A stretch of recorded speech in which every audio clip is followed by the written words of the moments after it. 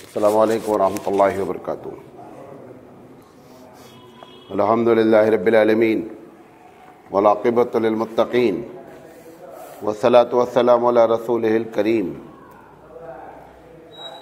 فاعوذ باللہ من الشیطان الرجیم، بسم اللہ الرحمن الرحیم۔ لقد کان لکم فی رسول اللہ اسوۃ حسنہ۔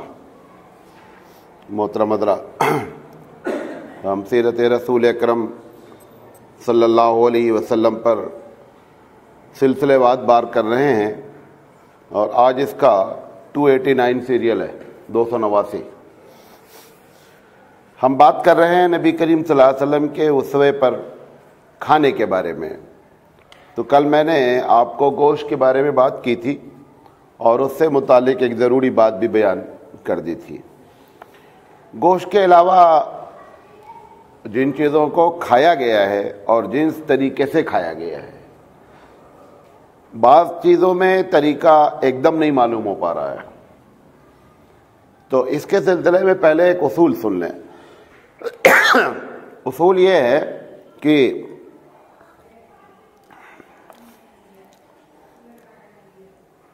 یہ ذاتی زندگی کے بارے میں ہم بات کر رہے ہیں، تو ذاتی زندگی کے بارے میں پالیسی شریعت کی یہ ہے کہ جب تک وہ چیز منع نہیں ہے تب تک کرنے میں کوئی حرج نہیں ہے۔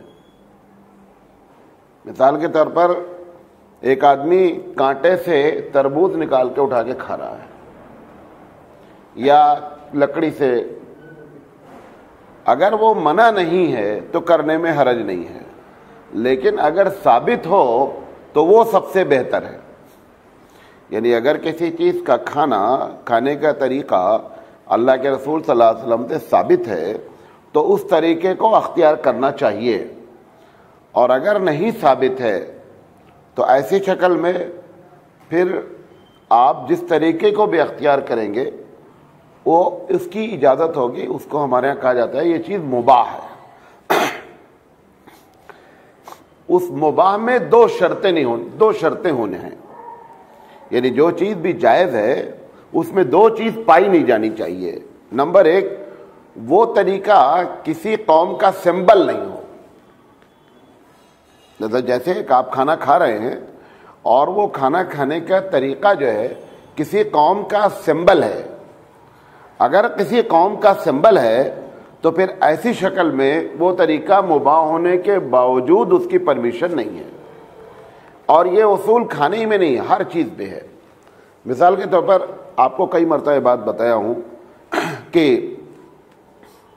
ایک آدمی پگڑی باندھتا ہے، نہیں باندھے کوئی مسئلہ نہیں ہے، پگڑی باندھتا ہے، پگڑی باندھنے کی اسٹائل وہ سکھ کی اختیار کرتا ہے۔ اگر وہ سکھ کی اختیار کرتا ہے تو پگڑی باندھنا گناہ ہو جائے گا۔ کیوں؟ کیونکہ وہ اس طرز پر باندھنا سمبل ہے کس کا؟ ایک قوم کا۔ وہ سمبل مذہبی بھی ہو سکتا ہے، اور وہ سمبل اس قوم کا ذاتی بھی ہو سکتا ہے۔ جو بھی سمبل ہو، کسی بھی سمبل کو مسلمان کسی قوم کا اختیار نہیں کر سکتا ہے۔ امام مالک رحمۃ اللہ علیہ سے پوچھا گیا کہ اللہ کے رسول پگڑی باندھتے تھے، اور بہت سی دنیا میں قومیں ہیں جن کے پگڑی باندھنے کا اپنا ایک رواج ہے، جیسے پٹھان ہے، سوڈانی ہے، ان لوگوں کے ہاں بھی پگڑی کلچر میں ہے، عرب میں بھی پگڑی کلچر میں ہے۔ تو انہوں نے کہا کہ اگر ایسا ہو جائے کہ سنت دوسری قوم کے کلچر یا سمبل سے ٹکرا جائے تو اسٹائل بدلی جائے گی۔ اسٹائل کیا کی جائے گی؟ بدلی جائے گی۔ مثال کے طور پر ایک اور مثال دیتا ہوں۔ جتنے مذہب کے مذہبی لوگ ہیں، جیسے کرسچن ہیں، ہندو ہیں، یہ آپ کے جیوس ہیں، یہودی ہیں، ان سب کے یہاں مذہب میں داڑھی رکھنا ہے، لیکن مذہبی لوگوں کو۔ اب وہ مذہبی ہمارے ہاں بھی داڑھی رکھنا ہے، ہماری داڑھی رکھنا اب ان کا بھی داڑھی رکھنا ہے۔ ہندو بھی داڑھی رکھتا ہے، جو بابا ہے، سنت ہے، منی ہے، رشی ہیں۔ ایسے یہودی بھی اتنے علماء ہیں، یہودی علماء بھی داڑھی رکھتے ہیں۔ کرسچن کے ہاں بھی کیا ہے؟ داڑھی ہے۔ اب نیا کرسچن کیا شروع ہوا ہے کہ کلین شیو لوگ بھی فادر بن رہے ہیں، ورنہ ان کا جو پرانا کلچر ہے وہ داڑھی والا ہی ہے. تو ایسی شکل میں داڑھی رکھنے کی اسٹائل کو چینج کیا جائے گا. بات سمجھ رہے ہیں؟ داڑھی رکھنے کی اسٹائل جو ہے وہ چینج ہوگی. اب موچھ وہ بھی رکھتے ہیں، موچھ ہم بھی رکھتے ہیں. ہماری موچھ کو اللہ کے رسول صلی اللہ علیہ وسلم نے ایک امتیاز کھینچ دیا کہ پانی پینے والے بال کو کاٹا جائے، قص الشوارب، کہ جو پانی پیتے ہیں بال، فلٹر جسے آپ کہتے ہیں، وہ اتنی بڑی موچھ رکھتے ہیں کہ فلٹر دیتی ہے وہ، تو وہ کترانا لازم ہے. تو اس طریقے سے اگر کبھی کوئی سمبل یا کلچر کسی قوم کا خاص ہو اور اسلامک کلچر سے سملر کھا جائے تو کیا کیا جائے گا؟ کلچر کو نہیں چھوڑا جائے گا، بلکہ کیا کیا جائے گا؟ اس کے اندر چینجنگ کی جائے گی. اگر عبادت میں ایسا ہو جائے، خدا نخواستہ، ویسے تو ہونے کے چانس نہیں ہے، اگر عبادت میں کبھی ایسا ہو جائے تو زیادہ تر چانس ہے کہ وہ عبادت ہم نے شروع کر رکھی، تبھی ایسا ہوگا.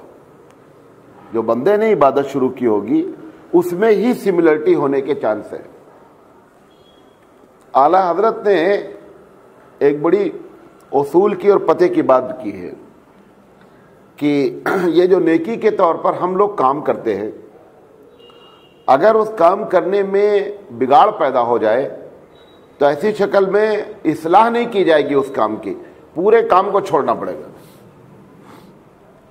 نہیں سمجھے میری بات؟ مثال کے طور پر ایک آدمی قبر پر عرس کرتا ہے، عرس حدیث سے ثابت نہیں ہے. وہ کہتا ہے اس کام کے کرنے میں کوئی نقصان نہیں ہے، اس میں ایصال ثواب ہوتا ہے. جب شروع کیا گیا تو یقینی بات ہے کہ اس میں کوئی ایسی خرافات نہیں تھی. اب آج کیا ہے؟ آج ٹوٹل یہ خرافات بن چکا ہے. تو اعلیٰ حضرت یہ کہتے ہیں کہ اس کی اصلاح نہیں کی جائے گی کہ چلو جو خرابیاں پیدا ہوئی ہیں ان کو فلٹر کر دیا جائے اور عرس کو برقرار، انہوں نے کہا عرس ہی ختم ہونا چاہیے. حالانکہ اپنے اس اصول پر عمل ان کا نہیں ہے، اصول ان کا یہی ہے. اور یہ فتویٰ انہوں نے دیا ہے تعزیہ کے بارے میں شروع میں کہ ایک آدمی اگر حضرت حسین رضی اللہ تعالیٰ عنہ کی یاد میں کربلا کا نقشہ لا کر کے اپنے گھر میں رکھتا ہے اور اس کو دیکھتا ہے محبت میں، تو انہوں نے کہا جائز ہے، دیکھ سکتا ہے. اب وہ بگڑتے تعزیہ کی شکل ہو گئی، وہ تعزیہ چومی جانے لگی، وہ تعزیہ کا طواف ہونے لگا، وہ تعزیہ کا احترام ہونے لگا، اور احترام ہونے لگا کہ وہ لوگ لے کر نکلتے ہیں. اگر راستے میں کوئی درخت آ جائے تو تعزیہ نہیں جھکائی جائے گی، درخت کاٹا جائے گا. یہ ساری چیزیں جب ان کے سامنے کہیں گی تو انہوں نے کہا اس کی اصلاح نہیں کی جائے گی بلکہ تعزیہ داری کو ختم کیا جائے گا. اگر عبادت میں ایسا ہو جائے، مثال کے طور پر کہ عید کی نماز ہے، جیسے عید کی نماز کے بعد ہم بڑے ذوق شوق سے مصافحہ کرتے ہیں، معانقہ کرتے ہیں، حالانکہ عید کی نماز میں مصافحہ اور معانقہ سنت سے ثابت نہیں ہے. اب ایک آدمی نے یہ اصول سن لیا کہ صاحب اس میں یہ گڑبڑی پیدا ہو گئی لہذا عید کی نماز چھوڑ دو، ایسا نہیں کر پائیں گے کیونکہ یہ ہم نے شروع نہیں کیا. عید کی نماز جو خرابی ہوگی اس کو فلٹر کیا جائے گا، اس کو کاٹا جائے گا اور چیز کو برقرار رکھا جائے گا. اگر بندہ کوئی کام شروع کرے گا تو جو اعلیٰ حضرت کہہ رہے ہیں کہ اس میں اصلاح ممکن نہیں ہے، اس کو کیا کیا جائے گا؟ اثر نو، پوری بات ہی کو ختم کر دیا جائے گا. تو یہ جو کھانے کی چیزیں میں آپ کو بتانا چاہ رہا ہوں کہ کھانے کے سلسلے میں کھانے کا طریقہ ایک الگ چیز ہے اور چیزوں کا کھانا ایک الگ ہے. طریقے میں جو چیز اللہ کے رسول سے ثابت ہے اس کو تو کوشش کریں اسی طرح اپنائیں. اب مثال کے طور پر جیسے سیب ہے، اب سیب کو دانت سے بھی کاٹ کے کھایا جا سکتا ہے اور چاقو سے کاٹ کر کے پھر کاش بھی کھائی جا سکتی ہے. تو اگر یہ ثابت ہو جائے کہ اللہ کے رسول صلی اللہ علیہ وسلم چاقو سے کاٹ کر ہی کھاتے تھے، تو بھی اگر کوئی آدمی دانت سے کاٹ کے کھا لے گا تو گنہگار نہیں ہوگا. کب گنہگار ہوگا؟ جب گنہگار اس وقت ہوگا جب وہ منع کر دیا جائے کہ آپ دانت سے کاٹ کر نہیں کھا سکتے یا چاقو سے نہیں کھا سکتے. تو جب تک ان ذاتی امور میں جو بات سمجھانے کی کوشش کر رہا ہوں، ان ذاتی امور میں جو اللہ کے رسول صلی اللہ علیہ وسلم کی زندگی پر ہم بحث کر رہے ہیں، جب تک منع نہیں ہوگا تب تک بندہ گنہگار نہیں ہوگا. ٹھیک ہے؟ اگر دوسری بات، اگر طریقہ ثابت ہو جائے گا تو لازم نہیں ہے کہ اس طریقے پر وہ عمل ہی کرے، اس کے علاوہ بھی کرے گا تو گناہ نہیں ہوگا. اگر اس نے اس کے چھوڑنے کی وجہ انسلٹ ہو جائے گی اب وہ گنہگار ہو جائے گا. ٹھیک ہے. جیسے بعض لوگ کیلے کو کیا کرتے ہیں, چھیلتے ہیں, ہاتھ سے توڑتے ہیں اور کھاتے ہیں. میں نے کوشش کی کہ وہ حدیث ملے, لیکن مجھے حدیث مل نہیں پائی. میں موتھانوی کی کتاب بھی تلاش کی, میں نے ایک ابھی کتاب اور لکھی گئی ہے اس کو بھی تلاش کیا. مولانا مفتی صاحب جو جن کی کتاب سے یہ پوری تقریر تقریباً کی جا رہی, اس کو بھی تلاش کیا, لیکن ایسا کلیئر کوئی کیلے کے بارے میں ملی نہیں بات مجھے. اب کیلا کھانے کا دو طریقہ ہو سکتا ہے, ایک آدمی کیلے کے چھلکوں کو چھیلے اور ڈائریکٹ منہ سے کاٹ کے کھائے, ایک طریقہ یہ ہو سکتا ہے. دوسرا یہ ہے کہ چھیل کر کے اس کو ہاتھ سے توڑے اور پھر کیا کرے, کیلے کو کھائے. تو میں یہ نہیں کہہ رہا ہوں کہ ہاتھ سے توڑ کر کھانا غلط ہے یا حدیث میں نہیں ہے. میرے علم میں وہ حدیث نہیں آ پائی, کیونکہ ایک صاحب نے سوال کر لیا تھا آج کہ آپ وہ ضرور بتائیں کیلے کے بارے میں. تو میں نے بہت تلاش کیا, 3-4 کتابیں, لیکن مجھے ملی نہیں. بہرحال اب ہم جو بات آپ سے کہنا چاہ رہے ہیں کہ اللہ کے رسول صلی اللہ علیہ وسلم گوشت کے علاوہ کن چیزوں کو آپ نے کھایا ہے, اور جن چیزوں کو نہیں کھایا ہے اس کا کھانا بھی جائز ہے. نبی کریم صلی اللہ علیہ وسلم کو گوشت کے بعد کل بتایا تھا آپ کو کہ آپ نے فرمایا کہ کھانے میں چاول جو ہے وہ کھانے کا بادشاہ ہے.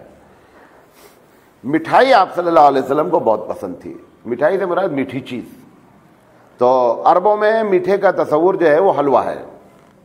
مختلف قسم کے حلوے ہیں, میدے سے بھی حلوہ آپ صلی اللہ علیہ وسلم نے کھایا ہے, ڈائریکٹ جو ہے وہ آٹے کا حلوہ بھی کھایا گیا ہے, اور کھجور کا کو میدے سے ملا کر کے حلوہ بناتے ہیں وہ بھی کھایا ہے. تو آپ صلی اللہ علیہ وسلم کو جو میٹھی چیز پسند تھی, آپ صلی اللہ علیہ وسلم پسند فرماتے تھے. کھجور کا جو ہوتا ہے وہ تو اب آج کل تو ریڈی میڈ بنایا ملتا ہے, کھجور اور میدے کو مکس کر کے کھجور کا حلوہ بناتے ہیں, وہ ملتا ہے. اللہ کے رسول صلی اللہ علیہ وسلم نے اس کو بھی کھایا ہے. ایک چیز ہوتی ہے خبیث, یہ خبیث فاس سے ہے, بعض لوگوں نے کہا خبیث ہے.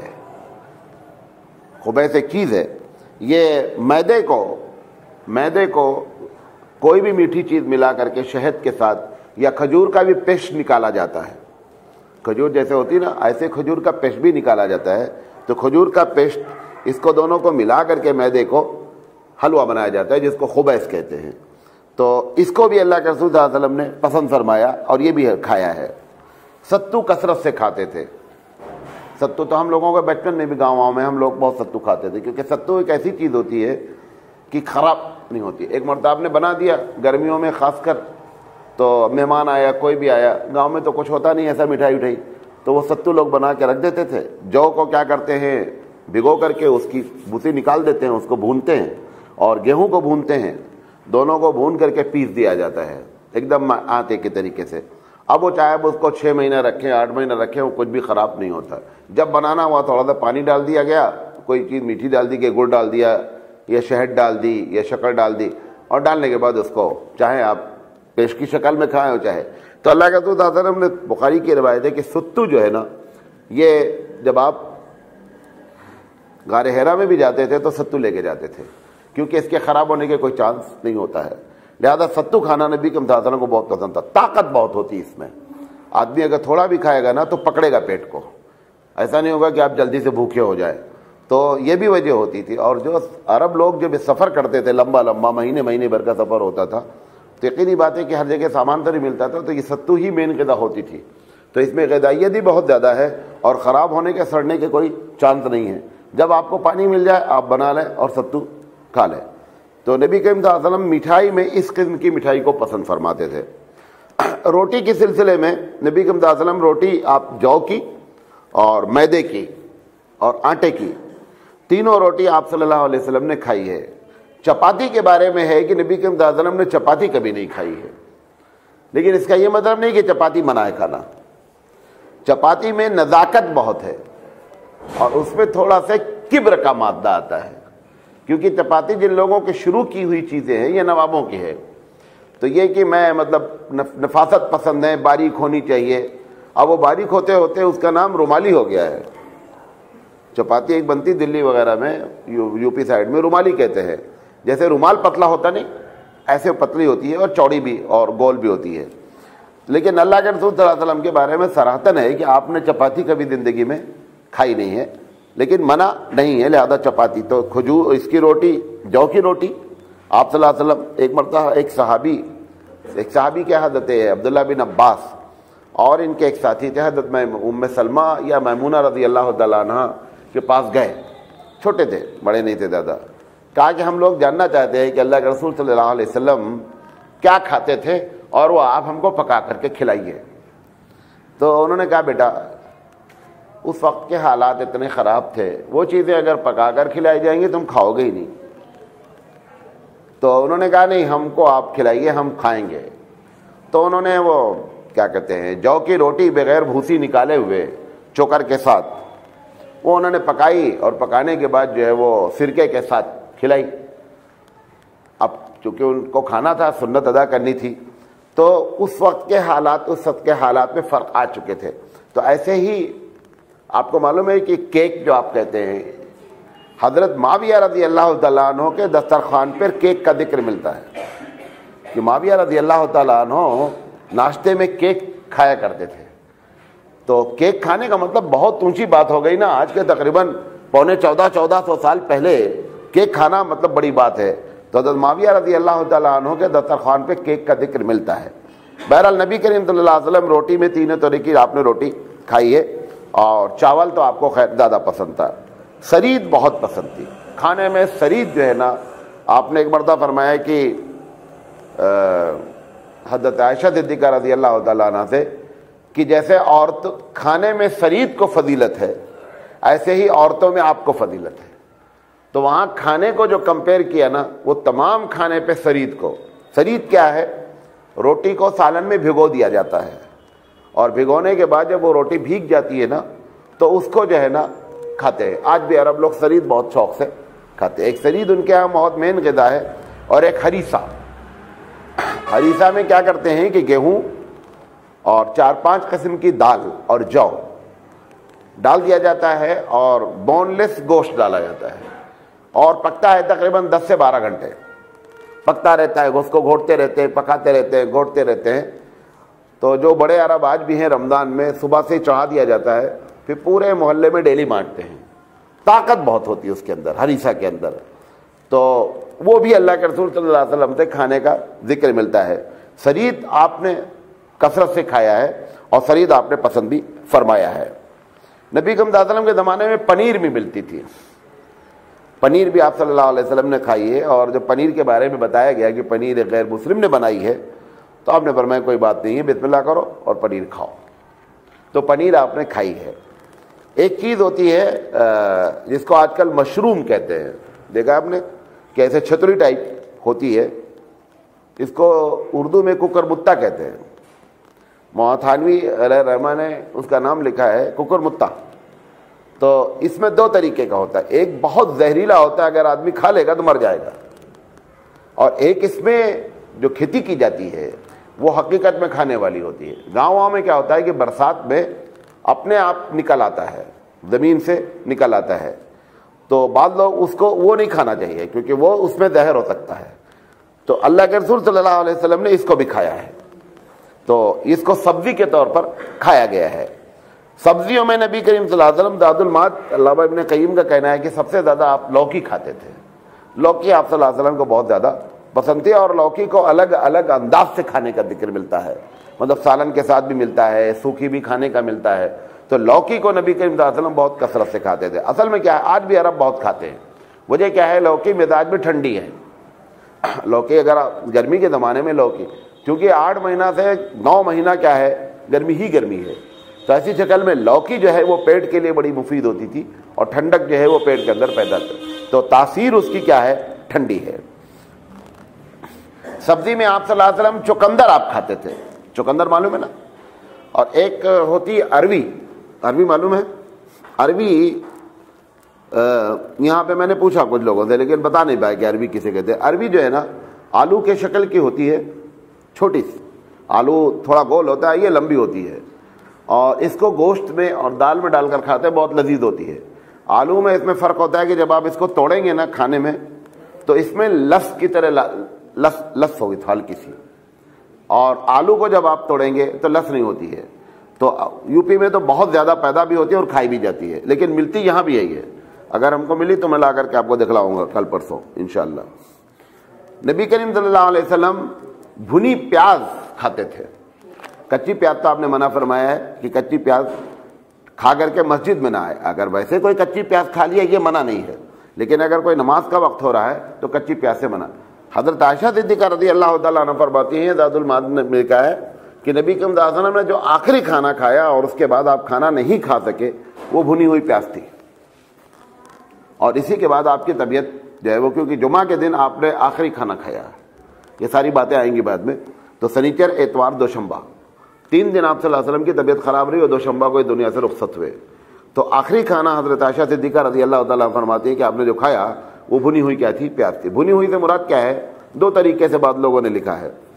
اگر آپ پیاز کو ڈائریکٹ آگ میں ڈال دیں تو اس کا ایک بڑا ذائقہ ہوتا ہے. عربوں میں آج بھی جو ہے نا سلاد کے طور پر بھنی ہوئی پیاز کا ایک رواج ہے, گوشت کے ساتھ کھایا جاتا ہے. اور گوشت کو جو بھونتے ہیں اس میں بھی پیاز لگا دیتے ہیں بیچ بیچ میں, تو جب وہ بھونتے ہیں تو پیاز کا عرق اس میں جب گوشت میں جاتا ہے تو بہت ٹیسٹی ہو جاتی ہے. تو ایک بھنی ہوئی کا مطلب یہ ہے. دوسرا یہ ہے کہ جیسے آپ کیرلا میں پیاز کی سبزی بنتی ہے تو وہ بھون کر کے صرف اس میں پیاز ہی رہتی ہے, کوئی چیز نہیں رہتی ہے, سمجھے نہیں؟ وہی کیا ہوتا ہے, سالن ہوتا ہے, لوگ کھا لیتے ہیں. بہرحال اللہ کے رسول صلی اللہ علیہ وسلم نے چقندر, عربی اور بھنی پیاز یہ اور لوکی, یہ چیزیں 4 اور ایک وہ آپ کو بتایا مشروع. سبزی میں یہ 5 چیزیں نبی کریم صلی اللہ علیہ وسلم سے ہم نے تلاش کرنے پہ ملی کہ آپ صلی اللہ علیہ وسلم نے اپنی زندگی میں نوش فرمایا ہے. دودھ آپ بہت پسند کرتے تھے, دودھ, بلکہ آپ نے فرمایا کہ دودھ اگر کوئی دے تو واپس نہیں کرنا چاہیے, دودھ کو ریجیکٹ نہیں کرنا چاہیے. اور دودھ میں بھی بکری کا دودھ جو ہے اللہ کے رسول صلی اللہ علیہ وسلم کو بہت پسند تھا. اور صحیح روایت ہے کہ جس کے گھر میں بکری, آپ نے فرمایا کہ اگر ایک بکری ہے تو ایک برکت ہے, اور 2 بکری ہے تو 2 برکت ہے, جتنی بکری ہے اتنی برکت ہے. اور بکری کے لیے خاص برکت کی بات لوگ کہتے ہیں دعا فرمائیے اللہ کے رسول صلی اللہ علیہ وسلم نے, اور وہ برکت نظر آ رہی ہے کہ اتنی کھائی جانے کے باوجود بھی بکری جو ہے, کل آپ کو اس پر بہت تفصیلی میں نے بات کی کہ اتنا کھایا جانے کے باوجود بھی بکری کی پاپولیشن جو ہے وہ زیادہ رہتی ہے. تجارت کے بارے میں اللہ کے رسول نے دعا فرمائی کہ اللہ جو لوگ تجارت کرتے ہیں ان کو برکت عطا فرما. آپ کہتے ہوں گے ہم تجارت کرتے ہیں برکت نہیں ہوتی ہے, غلط مال سے شروع کرتے ہیں اور غلط طریقے سے کرتے ہیں اس لیے برکت نہیں ہوتی ہے. بھائی ایک آدمی کو پیسہ ملا ہے اپنے باپ کا اور باپ نے بہن کا حصہ نہیں دیا ہے, اب وہ تجارت کر رہا, فیل ہو رہا ہے تو کیا ہوگا؟ فیل ہوگا ہی ہوگا. وہ بہن کا مال میں لیے کھا رہا ہے تو کیا ہوگا؟ فیل ہوگا. اب مولوی صاحب کے بعد آ کے بولتے کہ تعویذ دو, تو مولوی صاحب, اور مولوی صاحب کتنا تگڑا تعویذ دے دیں گے جو قرآن حدیث کے اوپر جا کر کے کام تو نہیں کر سکتا کوئی تعویذ نا. تو جو اس وہ وجہ ہے کہ وہ فیل ہوتے ہیں, یا تو طریقہ غلط ہوتا ہے یا مال کیا ہوتا ہے غلط ہوتا ہے, ورنہ کہ اللہ کے رسول صلی اللہ علیہ وسلم نے تجارت کے بارے میں برکت کی دعا فرمائی ہے اور بکری کے لیے برکت کی دعا فرمائی ہے. نبی کریم صلی اللہ علیہ وسلم دودھ کو کبھی ٹھنڈا بھی پیا ہے اور گرم کر کے بھی پیا گیا ہے. دودھ کو توڑ کر پینے کی بات ہے, مطلب دودھ کو ملا دیا جائے بات, لیکن روایت صحیح نہیں ہے. بعض لوگوں نے لکھا ہے لیکن روایت صحیح نہیں ہے کہ دودھ کو توڑ کر پیا گیا ہے. بہرحال اگر کوئی کرتا ہے تو کر سکتا ہے. پھلوں میں نبی کریم صلی اللہ علیہ وسلم جو ہے وہ سب سے زیادہ کھجور پسند کرتے تھے. یقینی بات ہے علاقے کی چیز ہے, اور طائف وائف کے علاقے میں انگور پیدا ہوتا تھا تو اللہ کے رسول صلی اللہ علیہ وسلم جو ہے وہ انگور بھی پسند کھجور میں اجوا کھجور بہت پسند تھی. یہ جو آج کل اجوا کے نام میں مدینہ میں بکتی رہتی ہے اس میں 50% تو ہے ہی نہیں وہ اجوا. وہ اجوا کھجور ایک خاص علاقے میں پیدا ہوتی ہے, خاص باغ میں پیدا ہوتی ہے. اگر اس کو لے جا کر کے اس درخت کو دوسری جگہ لگایا جاتا ہے تو اجوا ہوتی نہیں ہے. تو اجوا کی قیمت کے بڑھنے کی وجہ یہی ہے. آپ بخاری کی روایت ہے کہ اللہ کے رسول صلی اللہ علیہ وسلم فرمایا کہ اگر 7 کھجور کوئی اجوا کھاتا ہے ڈیلی, تو جس دن اس نے 7 کھجور کھا رکھے اس دن اگر اس کے اوپر کوئی جادو کرے گا تو اس کے اثرات مرتب نہیں ہوں گے. اب ڈاکٹروں کی تحقیق یہ ہے کہ اوریجنل اجوا کھجور اگر ہے تو ہارٹ کے پیشنٹ کے لیے بہت ہی کیا ہے, مفید ہے. تو اس لیے اجوا کا ریٹ جو ہے بہت ہائی. آپ یہ نہیں سمجھیں کہ ذائقے میں کوئی بہت زیادہ ہوتی ہے, وہ زمین کی خاصیت ہے اور اللہ کے رسول صلی اللہ علیہ وسلم کی برکت ہے. تو لہذا اجوا کھجور کی آپ نے بڑی تعریف فرمائی ہے. کھجور کے بارے میں ویسے فرمایا کہ گھر میں جیسے ہم لوگوں کی عادت ہے نا کہ مہمان آئے گا تو بسکٹ رکھتے ہیں, کھارا رکھتے ہیں. حالانکہ سنت طریقہ یہ ہے کہ ہم کو گھر میں کھجور رکھنی چاہیے. اس کے علاوہ جو چیز بھی رکھیں وہ ایک الگ بات ہے. لیکن اللہ کے رسول صلی اللہ علیہ وسلم نے ایک مرتبہ تو فرمایا کہ جس گھر میں کھجور نہیں اس گھر میں کھانا ہی نہیں. لہذا مسلمانوں کو کم سے کم کوشش کرنی چاہیے کہ گھر میں کھجور رکھیں, اور اگر نہ کھجور میسر ہو سکے تو چھوہارے ہی رکھیں. اور مہمانوں کے سامنے جو ہے نا وہ جہاں بسکٹ اور یہ سب پیش کیا جاتا ہے, یہ اسٹائل تو یورپین اسٹائل ہے, یہ جو کھارا ہے اور بسکٹ ہے اور یہ سب جو ہے یہ یورپین اسٹائل ہے. ہم لوگوں کو اپنی تہذیب پر فخر بھی کرنا چاہیے اور اپنانے کی کوشش بھی کرنی چاہیے. کھجور اگر نہیں بھی میسر ہوئی نا تو بھی چھوہارا رکھنا چاہیے. بہرحال چھوہارا جو ہے گھر میں بھی ہونا چاہیے اور کھجور بھی ہونی چاہیے. اللہ کے رسول صلی اللہ علیہ وسلم نے اس کی بڑی فضیلت فرمائی. جن عورتوں کو بچہ پیدا ہوتا ہے ان کے لیے آپ صلی اللہ علیہ وسلم نے فرمایا کہ کھجور بڑی بہترین چیز ہے ان کے لیے. یہی وجہ ہے کہ بچہ بھی جب پیدا ہوتا ہے تو بچے کو سب سے پہلی غذا نبی کریم صلی اللہ علیہ وسلم نے جو دی ہے وہ کھجور دی ہے. یعنی کھجور چبا دیا اپنے منہ سے. آپ کے پاس اس کو تہنیک کہتے ہیں کہ وہ کھجور عورت بچے کو لے کر کے آئی اور آپ نے کھجور کو چبایا اور اس کا تھوڑا سا لعاب بچے کی زبان پہ چٹا دیا گیا. یہ سنت طریقہ ہے کہ جب بچہ پیدا ہو تو جس کو آپ سمجھتے ہیں کہ اللہ والا ہے, دیندار آدمی ہے, اس کے پاس لے جا کر کے کھجور لے کر جائیں اور وہ اس کی تہنیک کرے. یہ نبی کریم صلی اللہ علیہ وسلم سے ثابت ہے. نبی کریم صلی اللہ علیہ وسلم انجیر, آپ صلی اللہ علیہ وسلم نے فرمایا کہ جنت کے بہت سے پھل ہیں, اس میں سے ایک پھل انجیر ہے اور اللہ نے یہ جنت سے بھیجا ہے, لہذا انجیر کی بھی بڑی فضیلت ہے. اور انجیر ویسے بھی صحت کے لیے بھی جو ہے نا بہت مفید چیز ہے. نبی کریم صلی اللہ علیہ وسلم نے کشمش بھی کھائی ہے. کشمش کا مطلب سوکھا ہوا انگور. اور تربوز آپ صلی اللہ علیہ وسلم نے کھایا ہے. شہتوت معلوم ہے, شہتوت کھائی ہے. اور گوند کھائی ہے, بخاری کی روایت ہے. گوند جانتے ہیں, یہ جو ببول کے اس سے نکلتی ہے, اس میں بڑی طاقت ہوتی ہے. انار نبی کریم صلی اللہ علیہ وسلم کو عرفہ کے دن پیش کیا گیا اور اب آپ صلی اللہ علیہ وسلم نے انار جو ہے وہ اس دن کھایا. پیلو کا پھل ہوتا ہے, جو پیلو بسواک ہوتی ہے نا, اس کے پھل بھی ہوتے ہیں. تو اللہ کے رسول صلی اللہ علیہ وسلم ایک سفر میں گزر رہے تھے, صحابہ بھی آپ کے ساتھ تھے, تو وہ پیلو کے درخت نظر آئے اور وہ پھل لگے ہوئے تھے. تو حضور صلی اللہ علیہ وسلم نے کہا بھائی اس میں پیلے والے جو ہے نا وہ نکال کے کھاؤ, وہ میٹھے ہوتے ہیں. تو پتہ چلا اللہ کے رسول کو ایکسپیرینس تھا اس کا, پیلو کے پھل کا. تو لوگوں نے جو ہے ان پھلوں کو توڑ کر کے کھایا اور اللہ کے رسول صلی اللہ علیہ وسلم نے اس کی تعریف فرمائی. نبی کریم صلی اللہ علیہ وسلم دو چیزوں کو ملا کر کے بھی کھاتے تھے کبھی کبھی. تو اس میں سے ایک ککڑی اور کھجور کو ملا کر کھایا گیا ہے. اگر کبھی کبھی کھجور بھی کئی قسم کی ہوتی ہیں, بعض کھجور بہت میٹھی ہوتی ہے, اگر اس کو آپ ککڑی سے ملا کر کھائیں گے نا تو اس کی مٹھاس پر کنٹرول آ جاتا ہے. آپ صلی اللہ علیہ وسلم ککڑی اور نمک بھی ملا کے کھاتے تھے. جیسے آپ کھاتے ہیں نا, ہم کھاتے ہیں لیکن سنت سمجھ کے نہیں کھاتے. یہ بتایا اس لیے جا رہا ہے کہ سنت سمجھ کر کھانا ہے. کھاتا تو ایک بڑا طبقہ ہے, ککڑی میں نمک ڈال کر کے کھاتا ہے, لیکن سنت سمجھ کر نہیں کھاتا ہے, لہذا سنت سمجھ کے کھانا چاہیے. نبی کریم صلی اللہ علیہ وسلم تربوز اور کھجور کو ملا کے کھاتے تھے. تربوز اور کھجور کو ملا کر کے کھاتے تھے. گھی, شہد اور کیا کہتے ہیں مکھن, ان کو بھی ملا کر کے آپ صلی اللہ علیہ وسلم پیش بنا کر کے کھاتے تھے. یہ چیزیں وہ ہیں جو مکس, میں یہی نہیں کہہ رہا ہوں, یہی ہیں جو میرے علم میں آ سکے وہ میں آپ کو بتانے کی کوشش کر رہا ہوں. یہ باتیں یہاں تک تھیں اللہ کے رسول صلی اللہ علیہ وسلم کی گوشت کے علاوہ وہ چیزیں جو آپ صلی اللہ علیہ وسلم نے کھائی ہیں. اس کے بعد دعوت کا ذکر ہے. یہ دعوت کا ذکر کر کے ہم اپنی بات ختم کریں گے. آج اصل میں طبیعت میرا ساتھ نہیں دے رہی ہے. دعوت جو ہے, دعوت کے سلسلے میں تو بخاری کی روایت ہے کہ اگر کوئی آدمی دعوت دیتا ہے تو دعوت قبول کرنی چاہیے. ایک حدیث میں ہے کہ جس نے, بخاری کی روایت ہے کہ جس نے دعوت دی اور آپ نے دعوت قبول نہیں کی تو آپ نے فرمایا کہ آپ نے اللہ اور اس کے رسول کی نافرمانی کی. اس کو سمجھ لیں, یہ بڑی مطلب وعید والی حدیث ہے کہ کسی آدمی نے دعوت دی اور آپ نے دعوت قبول نہیں کی. دیکھیں دعوت, جس دعوت کے قبول کرنے کی بات کہی جا رہی ہے یا اس حدیث پہ, وہ دعوت ہے جو دعوت جائز ہے. اگر ناجائز دعوت ہے تو بندے کو اس سے اوائڈ کرنا چاہیے. آگے ہم ابھی آپ کو بیان کرتے ہیں کہ صحابہ ایسی دعوتوں کو کیسے نگلیکٹ کرتے تھے. تو کوشش یہ کرنی چاہیے کہ دعوت صحیح دعوت ہو. وہ صحیح دعوت کسے کہتے ہیں؟ مسنون دعوت ایک آپ کو بتا رہے ہیں. سب سے پہلے مسنون دعوت, محبت کی وجہ سے دعوت کرنا. مثلا ایک آدمی کو ایک آدمی سے محبت ہے, دعوت کرتا ہے کہ آپ اب آج ہمارے ساتھ کھانا کھائیں, یہ مسنون دعوت ہے. نمبر 2, تبلیغ دین کرنا ہے اس لیے دعوت کر رہا ہے. ویسے وہ بات نہیں سننا چاہ رہا ہے لیکن اس کو کھانے پر بلا کر کے پھر اپنی بات کہنا چاہ رہا ہے ایک دوسرے انداز میں. جیسے بعض لوگ کرتے ہیں نا کہ جیسے حاجیوں کو بلایا گیا, اب بلانے کے بعد دعوت کی گئی, اب اس میں کسی کی تقریر کرائی گئی یہ طریقہ بھی جو ہے نا، یہ طریقہ بھی مسنون طریقہ ہے۔ اللہ کے رسول صلی اللہ علیہ وسلم نے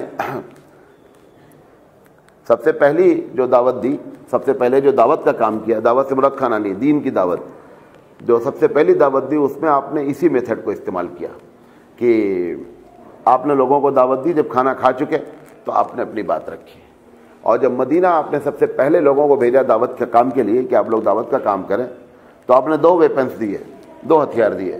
پہلا ہتھیار یہ تھا کہ لوگوں کثرت سے سلام کرو، جا کر کے مدینے میں جتنا ہو سکتا ہے، جو بھی ملے راستے میں ادھر ادھر، تھوڑی تھوڑی دیر کے بعد بھی ملے سلام کرو۔ یہاں تک کہ صحابہ کی عادت ہو گئی تھی کہ اگر چلتے چلتے بیچ میں درخت آ جاتا تھا اور وہ اس کے ایک آدمی ادھر سے گیا ایک آدمی ادھر سے گیا، تو اتنی دیر کے لیے جو وقفہ ہو جاتا تو اس کے بعد ملنے کے بعد بھی جو ہے وہ کیا کرتے تھے، سلام کرتے تھے۔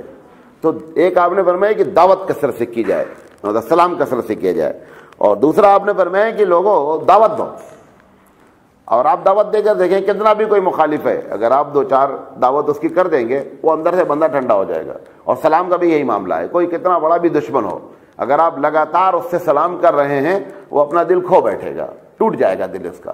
لہذا یہ 2 جو ہے بڑی چیزیں ہیں۔ تو مسنون دعوتوں میں محبت کی وجہ سے دعوت دینا ایک، نمبر 2 دین، تبلیغ دین کے لیے دعوت دینا 2، اور ولیمے کی دعوت 3، دین کی محبت میں دعوت دینا۔ ایک آدمی کو مثال طور پر کہ ایک آدمی ایک عالم کو دعوت دے رہا ہے، بندہ اس وجہ دے رہا ہے کہ اس کو دین سے تعلق ہے۔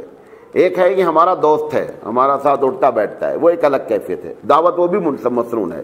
تو لہذا یہ جو ہے 4 دعوتیں مسنون ہیں، اور بھی تلاش کی جائیں گی تو ہو سکتا ہے 1 پوائنٹ نکل کر گئے۔ وہ جو اوپر میں نے بات کہی ہے اس کے سلسلے میں سمجھ لیں کہ وہ دعوت جس کے بارے میں فرمایا گیا کہ دعوت دی اور بندے نے آپ نے قبول نہیں کیا تو آپ نے اللہ اور اس کے رسول کی نافرمانی کی، یہ بخاری کی روایت ہے۔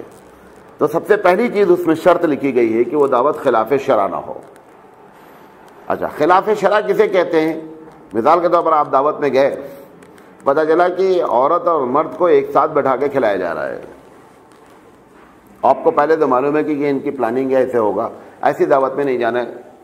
کوئی چلا جائے گا وہ ایک الگ مسئلہ ہے۔ یہ جس بارے میں کہا جا رہا ہے کہ جس نے اللہ اور رسول کی نافرمانی کی، اگر اس وجہ سے کوئی آدمی دعوت سے رک گیا تو گنہگار نہیں ہوگا، نمبر 1۔ نمبر 2، ایسی دعوت کی جا رہی ہے جو شرعی لحاظ سے دعوت ہی نہیں۔ مثال کے طور پر ایک آدمی بچے کا ختنہ کرا رہا ہے، دعوت دے رہا ہے، یا ایک آدمی منگنی کر رہا ہے اور دعوت دے رہا ہے آپ کو، یہ ساری دعوتیں شریعت پہ نہیں ہیں۔ اگر اس وجہ سے کوئی آدمی نہیں جاتا کہ بھائی یہ ساری دعوتیں نہیں، میں نہیں جاؤں گا، تو ایسی شکل میں وہ پہلی حدیث جو ہے اس کے زمرے میں وہ نہیں آئے گا کہ اللہ رسول کی مخالفت کی۔ دونوں باتیں کہی گئی، اس نے اللہ اور رسول کی مخالفت کی، مطلب کیا ہے؟ جس دعوت کو اللہ اور رسول نے کہا تھا اس دعوت کی مخالفت کرنا حرام ہے۔ تو منگنی کی دعوت بھی اللہ کے رسول اور اللہ کی طرف سے نہیں، ختنے کی دعوت بھی اللہ اور اس کے رسول کی طرف سے نہیں ہے، 11ویں کی دعوت اللہ اور رسول کے رسول کی طرف سے نہیں ہے۔ ایسی دعوتیں جو دعوت بندے نے خود ایجاد کی ہے، اگر ایک آدمی نہیں جائے گا تو اس روایت میں اس کا جو ہے ذکر نہیں ہے کہ اللہ رسول کی مخالفت کی۔ اچھا، بعض لوگوں نے کہا ہے کہ ایک آدمی اپنی شان کے لیے دعوت کرتا ہے، آپ کو معلوم ہو جائے کہ یہ بندہ اپنے فخر کے لیے، شوبازی کے لیے دعوت کر رہا ہے، کوئی ایسی وجہ نہیں ہے دعوت کرنے کی، لیکن اپنا بتانا چاہتا ہے کہ میں بڑا جو ہے وہ پیسے والا ہوں، یا شو مارتا ہے، یا کسی کو کمپٹیشن میں بیٹ کرنے کے لیے دعوت کی ہے۔ اگر ایسی دعوت بھی ہے اور بندہ انکار کر دے گا تو گنہگار نہیں ہوگا۔ تو دعوت کے سلسلے میں یہ بات بڑی اہم ہے۔ نبی کریم صلی اللہ علیہ وسلم نے حضرت عبداللہ بن مسعود رضی اللہ تعالیٰ عنہ کی روایت ہے، وہ بخاری شریف کی روایت ہے کہ عبداللہ بن مسعود رضی اللہ تعالیٰ عنہ کے سامنے دعوت دی، تو دعوت میں جب گھر پہنچے تو ان کے گھر میں خوب تصویریں لگی ہوئی تھیں، ہاتھ کی بنائی ہوئی۔ تو عبداللہ بن مسعود رضی اللہ تعالیٰ عنہ داخل ہوئے، اور داخل ہونے کے بعد وہ گھر سے نکل گئے۔ انہوں نے کہا کہ میں کھانا نہیں کھاؤں گا کیونکہ دعوت جہاں پہ دی جا رہی ہے وہاں پہ خلاف شرع کام ہو رہا ہے، لہذا میں نہیں کھاؤں گا کھانا۔ تو اس طریقے سے بھی کیا جا سکتا ہے کہ اگر آدمی کوئی دیکھے کہ ایسی جگہ میں آپ دعوت میں پہنچے، پتہ چلا کہ وہاں ڈانس کا پروگرام بھی ہو رہا ہے، تو ایسی شکل میں بندہ جو ہے اس کو چاہیے کہ وہ وہاں سے نکل آئے۔ حضرت ابن عباس رضی اللہ تعالیٰ عنہ کہتے ہیں کہ اگر تفاخر کی وجہ سے، فخر کی وجہ سے دعوت کی گئی ہے تو آپ دعوت قبول ہی نہیں کرے، جانے کا سوال ہی نہیں ہے۔ اگر پہلے سے معلوم ہو گیا ہے کہ یہ بندہ شو مارنے کے لیے دعوت کر رہا ہے، تکبر کے لیے دعوت کر رہا ہے، تو ایسی شکل میں دعوت سے انکار کر دے۔ یہ بغیر بلائے دعوت، اس کو سمجھ لیجئے۔ ابو داؤد کی روایت ہے کہ ایک آدمی کو دعوت میں نہیں بلایا گیا ہے، آپ نے فرمایا کہ جب جاتا ہے تو چور بن کے جاتا ہے اور جب لوٹتا ہے تو ڈکیت بن کے لوٹتا ہے۔ یہ ابو داؤد کی روایت ہے، تو اس کو آپ لائٹ نہیں لیں۔ دعوت نہیں ہے تو نہیں جائیں۔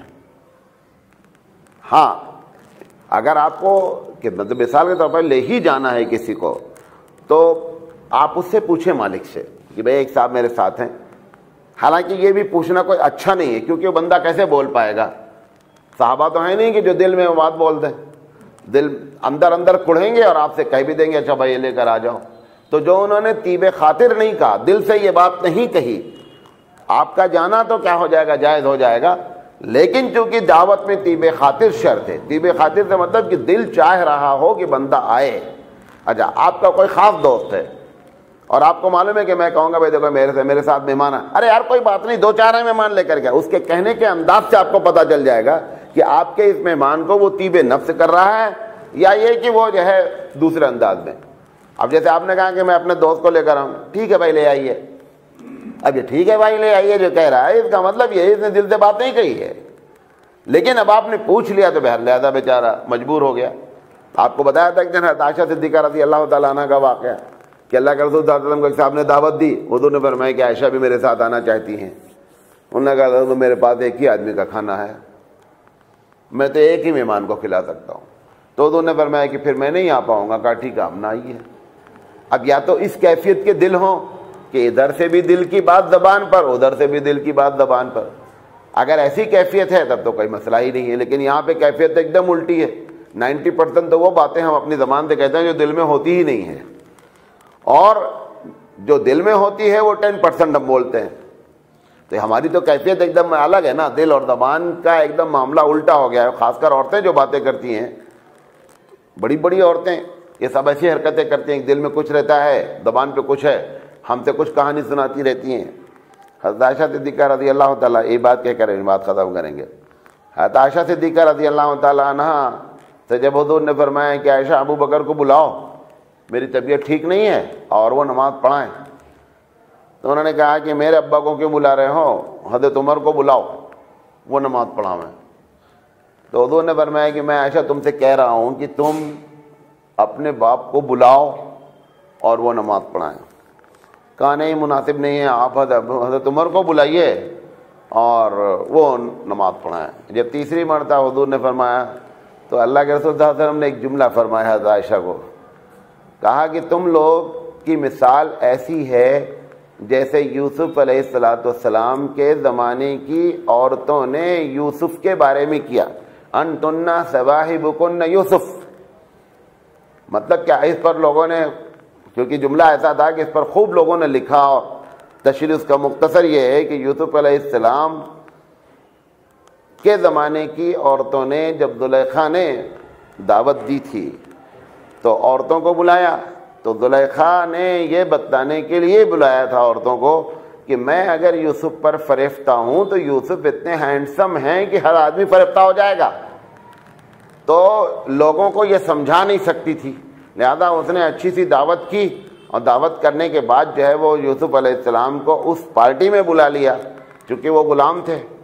تو لہذا جب عورتیں کھانے کے لیے تیار ہوئیں تو ان کو بلا لیا، بلانے کے بعد یوسف آ جاؤ، یہ کرنے کے لیے کہ آ کے ان کو دکھا جاؤ، کچھ ہی کام کے بہانے بلا لیا ہوگا، وہ بلا لیا۔ وہ جب عورتیں دیکھی نا تو ان کے حواس باختہ ہو گئے، ان کی زبان مطلب چیخ نکل گئی کہ یہ اتنا ہینڈسم آدمی ہے۔ تو چاقو کاٹنے کے بجائے اس میں سے بعض لوگوں نے اپنے ہاتھ کاٹ لیے، قرآن مجید میں ذکر ہے کہ انہوں نے اپنے ہاتھ کاٹ لیے۔ تو ان لوگوں کی جو کیفیت تھی وہی کیفیت تمہاری ہے کہ دل میں تمہارے ایک بات ہے، زبان میں تمہارے ایک بات ہے۔ تو بعد میں لوگوں نے جاننا چاہا وہ دل میں کیا تھا، کہ اللہ کے رسول صلی اللہ علیہ وسلم نے حضرت عائشہ سے یہ بات کہہ دی کہ تمہاری مثال یوسف علیہ السلام کے زمانے کی عورتوں کی طرح ہیں۔ تو بعد میں رات فاش ہوا دل والا، وہ یہ تھا حضرت عائشہ صدیقہ رضی اللہ تعالیٰ عنہ کو یہ خطرہ تھا کہ اگر میرے ابا نے نماز پڑھائی اور اسی درمیان میں اللہ کے رسول دنیا سے رخصت ہو جائیں گے تو لوگ بولیں گے ابو بکر بڑا منحوس ہے، یہ نماز پڑھایا اور اللہ کے رسول دنیا سے چلے گئے، تو میرے ابا پر یہ الزام کیوں لگ رہا؟ اب دل کی بات یہ کیسے بولتے ہیں کہ میں نہیں چاہتے کہ یہ منحوسیت کا الزام میرے ابا پر لگے، لہٰذا آپ حضرت عمر سے نماز پڑھوائیے نا. لیکن حضور سے انہوں نے کہا کہ میرے ابا رقیق القلب ہیں، اور جب یہ سوچیں گے کہ آپ مسجد میں نہیں ہیں تو اندر سے وہ رونے لگیں گے، نماز نہیں پڑھائیں گے. حضور نے فرمایا یہ بات تو نہیں ہے، دل میں تو دوسری بات ہے. تو وہ دل کی بات کو انہوں نے بیان فرما دیا. اب آپ پوچھیں گے بتا وہ کیسے معلوم ہو گیا دل کی بات کا؟ ایکسپیرینس سے ایسے دل کی باتیں بہت سی معلوم ہو جاتی ہیں، چھوٹے چھوٹے لوگوں کو معلوم ہو جاتی ہیں، وہ تو اللہ کے رسول ہیں کہ آپ کے دل کی بات جو ہے وہ بندہ بول دیتا ہے.